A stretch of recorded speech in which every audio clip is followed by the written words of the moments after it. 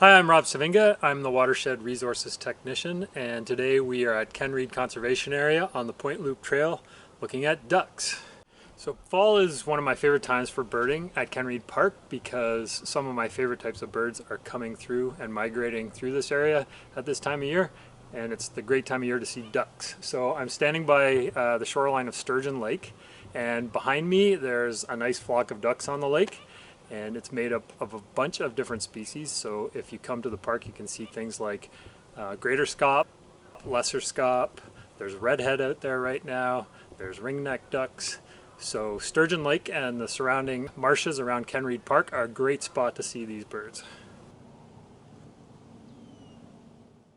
The tail end of migration is the best time for ducks. So in late October, early November, that's when ducks really start to show up in the Kawarthas in numbers.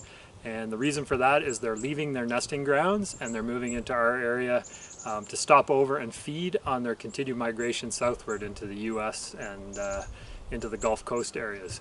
So today, as I mentioned, there's a number of species of ducks around Ken Reed Park, and I'm not going to talk about them all, but I'm just going to talk about a couple of my favorites and how to ID them. So my number one favorite is redhead duck, and the reason for that is I just think they're an amazing looking duck, and they're relatively easy to ID because they have a nice red coppery colored head on them.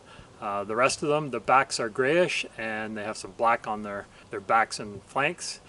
They also have a bit of a bluish bill, but that red head is a distinctive giveaway that you're looking at a redhead. And another one of the ducks that we see quite often around Ken Reed Park are ringneck ducks, and I always think that ringneck is the wrong name for them because the males have a fantastic ring right around their beak. So if you see a duck with a ring around the beak, that's a ringneck duck. The females of all the species are a little tougher to ID. They don't necessarily look like the males. They're more drab at this time of year. They have some markings on them, and the best way to sort them out is to use your field guide. Either a book field guide, or there's a great set of field guides online nowadays with apps like Merlin or iBird Pro, and they can really help you sort out the different ducks. So when you come out to Ken Reed, something to look at the ducks with, like binoculars, and something to help ID with. This year, while I've been looking for ducks, I've been really fortunate and I've encountered ruddy duck twice while looking for ducks. And the ruddy duck is a little bit more rare in our area. It tends to not turn up too often. Last night there was a large flock of ducks off the Point Loop Trail, and in that flock there was 12 ruddy ducks. If you're looking for a ruddy duck, they're a fairly small duck, smaller than a bufflehead. And the males, they have a very big white patch that goes across their face horizontally with a dark head and a dark body.